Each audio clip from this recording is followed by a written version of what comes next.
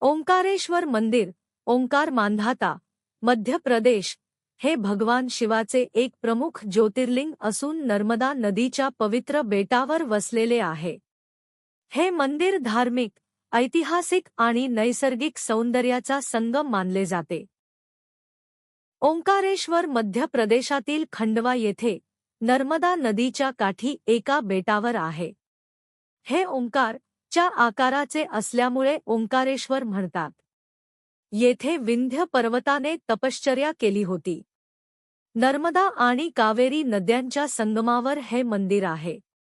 या ज्योतिर्लिंगाच्या उत्पत्तीविषयी अनेक कथा प्रचलित आहेत. त्यापैकी एक प्रमुख कथा अशी आहे की प्राचीन काळी विंध्य पर्वताने भगवान शिवाची घोर तपश्चर्या केली. त्याच्या तपश्चर्येने प्रसन्न होऊन भगवान शिव ओंकारेश्वरच्या रूपात येथे प्रकट झाले. तेव्हापासून हे स्थान ओंकारेश्वर ज्योतिर्लिंग म्हणून ओळखले जाते. याशिवाय राजा मांधाताने येथे तपश्चर्या करून भगवान शिवाला प्रसन्न केले आणि त्यांच्याकडून येथेच निवास करण्याचे वरदान मागितले, अशीही एक कथा प्रचलित आहे. त्यामुळे या तीर्थंकरीला ओंकारमांधाता असेही म्हटले जाते. स्थान व महत्त्व. स्थान ओंकार मांधाता बेट, खंडवा जिल्हा, मध्य प्रदेश. नदी नर्मदा नदीच्या मध्यभागी असलेल्या बेटावर मंदिर स्थित आहे. धार्मिक महत्त्व शिवाचे 12 ज्योतिर्लिंगांपैकी एक. इतिहास व परंपरा. पौराणिक संदर्भ असे मानले जाते की नर्मदा नदीच्या तटावर भगवान शिवाने ओंकारेश्वर रूप धारण केले. मंदिराची रचना मंदिर नागर शैलीतील असून प्राचीन काळापासून यात्रेकरूंचे प्रमुख तीर्थक्षेत्र आहे.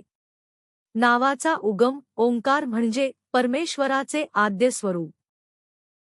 मंदिराची वैशिष्ट्ये. गर्भगृह ओंकारेश्वर ज्योतिर्लिंगाचे दर्शन.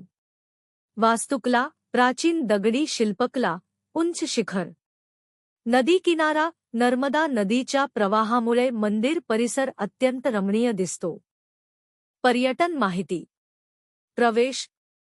रेल्वे खंडवा रेल्वे स्थानक सुमारे 70 किमी अंतरावर. विमानतळ इंदौर विमानतळ सुमारे 80 किमी अंतरावर.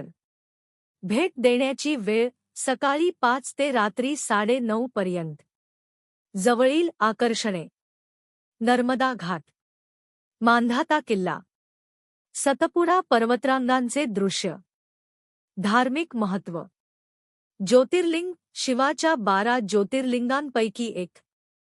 तीर्थयात्रा नर्मदा परिक्रमा करणारे यात्रेकरू येथे दर्शन घेतात. उत्सव महाशिवरात्रीला विशेष उत्सव व यात्रेकरूंची मोठी गर्दी. लक्षात ठेवण्यासारखे. गर्दी महाशिवरात्री व श्रावण महिन्यात विशेष गर्दी असते. पर्यावरण नर्मदा नदीकिनारी असल्याने हवामान दमट व सुखद असते. सुविधा देवस्थानमकडून यात्रेकरूंना निवास व भोजनाची व्यवस्था उपलब्ध आहे.